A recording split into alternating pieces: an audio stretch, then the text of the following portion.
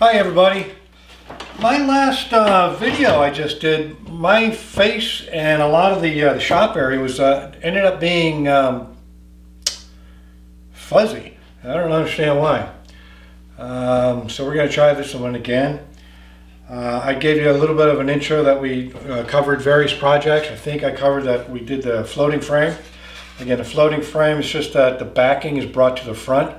There's a 1/2 inch reveal from the front of the frame to the backing, so you have a little bit more of an area on the back side, so you can put in your wire or however you want to attach that to your wall. Black satin, I did 4 of these up. They didn't take much time. The painting probably took the longest time. We were discussing about the storage boxes that I was also making up. And if you recall, I showed you how we were putting the hardwood edge. This is oak in this case, red oak plywood, red oak hardwood edge banding. So while I was off camera yesterday, I did the miters, and then also did the dados and the rabbits. So I can, once these are sanded, then I'll be able to stain them. And then after the staining, then I'll go ahead and, after it dries, then I'll head and glue and brad these together. I stain them before I assemble them because I don't want the glue squeeze out to make any excessive blurs or smudge marks on the panels themselves. So that's why I do all my sanding and then my finishing staining before assembly. They turn out a lot cleaner. Okay, and I wanted to talk to you about the April Challenge.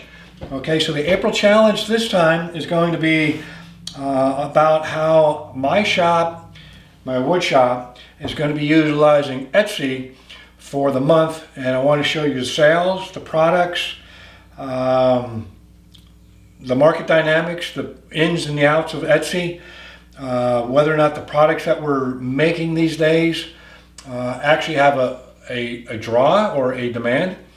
And so we'll be talking about what events are coming up. For example, this is April, so we'll have Easter, Mother's Day, Father's Day, Memorial Day, outdoor events.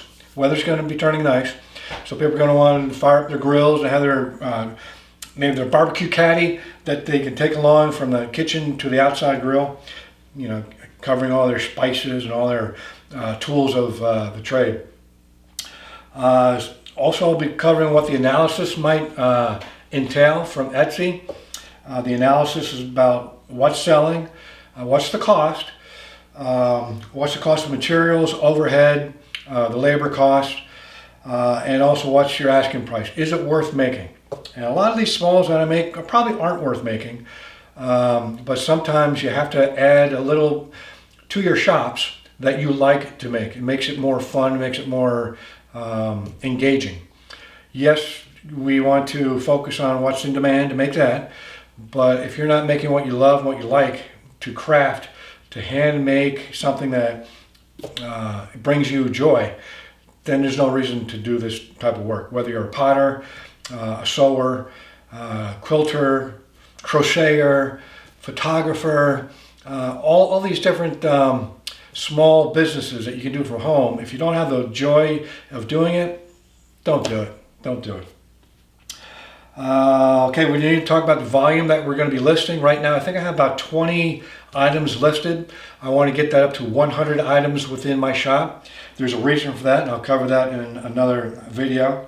I'm going to be talking about the marketing aspect, about sales, advertising, the cost of doing such, when to do them, how long to do them. So we'll cover that. And also about pictures and videos. You're allowed to have, I believe it's 10 pictures for Etsy right now and 1 video to showcase your products. And so I'm still working on that because I don't have very good backdrops. My house is in a remodeling phase, and so this is the only room where I actually have drywall up. So it's interesting. I have to jump through some hoops. But no matter where you are, I think the value that you're going to be obtaining from the series or the playlist I'll put together for April sales. I think it's going to be very valuable to you. Just the little insights about what it takes to be selling on Etsy and whether or not it's worth it. You may want to go with print on demand or something along those lines where you're buying something from maybe Temu or something, making it look pretty, and then you resell it. You have a lot of overhead costs on that and inventory. So there's positives and negatives about that. That's about all I want to cover for you today. I thank you for showing up.